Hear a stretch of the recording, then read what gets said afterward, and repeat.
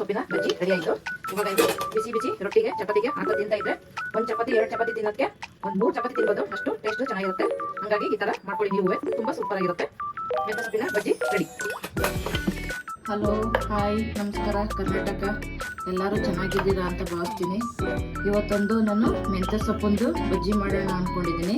ಅದಕ್ಕೆ ಬೇಕಾಗಿರೋ ಸಾಮಾನು: 1 ಕಪ್ ಈರುಳ್ಳಿ ತಗೊಂಡಿದ್ದೀನಿ, 1 ಕಪ್ಪು ಮೆಂತ್ಯ ಸೊಪ್ಪು, 1 ಟೊಮೊಟೊ, ಸ್ವಲ್ಪ ಹಸಿಮೆಣಸಿನ್ಕಾಯಿ, ಸ್ವಲ್ಪ ಚಿತ್ತಗಬೇಳೆ, ಸ್ವಲ್ಪ ಕರ್ಬೇವಿನ ಸೊಪ್ಪು ಎಲ್ಲ ತಗೊಂಡಿದ್ದೀನಿ. ಬನ್ನಿ ಏನು ಮಾಡೋದು ತೋರಿಸ್ತೀನಿ. ಇವಾಗ ಮೊದಲನೇದಾಗಿ ಒಂದು ಬಾಣಲಿ ಇಟ್ಕೊತಾ ಇದ್ದೀನಿ. ಸ್ವಲ್ಪ ಎಣ್ಣೆ ಹಾಕ್ಕೊತಾ ಇದ್ದೀನಿ, ಸ್ವಲ್ಪ ಸಾಸಿವೆ, ಸ್ವಲ್ಪ ಜೀರಿಗೆ, ಒಂದು 3 ಹಸಿಮೆಣಸಿನ್ಕಾಯಿ, ನಾನು ಸಣ್ಣದಾಗಿ ಕಟ್ ಮಾಡಿಕೊಂಡಿರೋ ಈರುಳ್ಳಿ, ಅದು ಸ್ವಲ್ಪ ಚೆನ್ನಾಗಿ ಹುರ್ಕೊಳ್ಳೋಣ. ಮೆಂತ್ಯ ಸೊಪ್ಪು ಬಜ್ಜಿ ಚೆನ್ನಾಗಿರುತ್ತೆ, ಹಾಗಾಗಿ ಮೆಂತ್ಯ ಸೊಪ್ಪು ಬಜ್ಜಿ ಚಪಾತಿಗೆ, ರೊಟ್ಟಿಗೆ, ಇಂಥವಕ್ಕೆ ಚೆನ್ನಾಗಿರುತ್ತೆ. ಹಾಗಾಗಿ ಇವತ್ತು ಒಂದು ಮೆಂತ್ಯ ಸೊಪ್ಪು ಬಜ್ಜಿ ಮಾಡ್ತಾ ಇದ್ದೀನಿ. ಅದರಲ್ಲೂ ಬಾಣ್ತಿಗೆ ಅಂತಂದರೆ ಫುಡ್ ಇದು. ಇದು ಸ್ವಲ್ಪ ಚೆನ್ನಾಗಿ ಬೆಂದಿದೆ.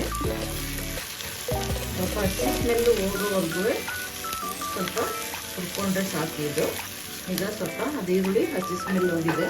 ಇಲ್ಲಿ ನಾನು 1 ಕಪ್ಪು ಚಿತ್ತಗಬೇಳೆ ತಗೊಂಡಿದ್ದೀನಿ.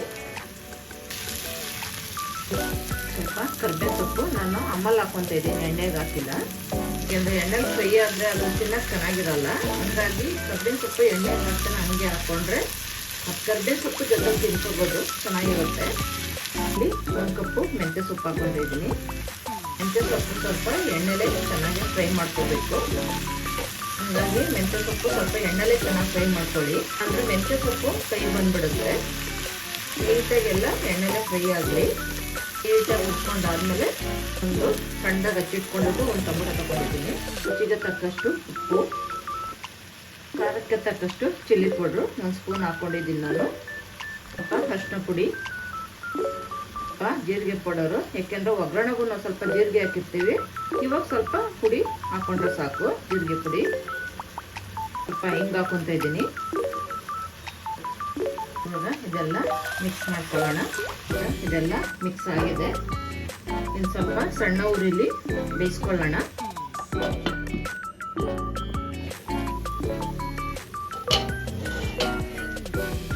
ಸ್ವಲ್ಪ ಫ್ರೈ ಆದರೆ ಸಾಕು. ಇಷ್ಟು ಫ್ರೈ ಆಗಿದೆ. ಇವಾಗ ನಾನು ಸ್ವಲ್ಪ ನೀರು ಹಾಕ್ಕೊತಾ ಇದ್ದೀನಿ. ಜಾಸ್ತಿ ಬೇಡ, ಸ್ವಲ್ಪ ಆದರೆ ಸಾಕು ನೀರು, ಯಾಕೆಂದರೆ ಗೊಜ್ಜು ಟೈಪ್ ಬರಬೇಕಲ್ಲ. ಹಾಗಾಗಿ ಸ್ವಲ್ಪ ನೀರಾದರೆ ಸಾಕು. ಎಷ್ಟು ಗೊಜ್ಜು ಬೇಕು ಅಷ್ಟು ಬೇಕಾದ್ರೆ ಸ್ವಲ್ಪ ನೀರು ಹಾಕ್ಕೊಬೇಕು. ಹಾಕ್ಕೊಬೋದು ತೆಳ್ಳಗೆ ಬೇಕು ಅಂತಂದರೆ. ಇಲ್ಲ ಸಾಕು ಚಪಾತಿಗೆ ರೊಟ್ಟಿಗೆ ಸಾಕು ಸ್ವಲ್ಪ ಲೈಟಾಗಿ ಗೊಜ್ಜಿರಲಿ ಅಂತಂದರೆ ಇಷ್ಟು ಹಾಕ್ಕೊಂಡ್ರೆ ಸಾಕು. ಜಾಸ್ತಿ ನೀರು ಹಾಕಿದ್ರೂ ತೆಳ್ಳೆ ಆಗಿಬಿಡ್ತದೆ. ಸ್ವಲ್ಪ ಕ್ವಾಂಟಿಟಿ ಜಾಸ್ತಿ ಮಾಡ್ಕೋಬೇಕು ಅಂದರೆ ಇನ್ನೊಂದು ಸ್ವಲ್ಪ ಐಟಮ್ಗಳು ಜಾಸ್ತಿ ರೆಡಿ ಮಾಡಿಕೊಂಡು ಹಾಕೋಬೋದು. ಇವಾಗ ಸ್ವಲ್ಪ ಹೊತ್ತು ಬೇಯಿಸ್ಕೊಳ್ಳೋಣ.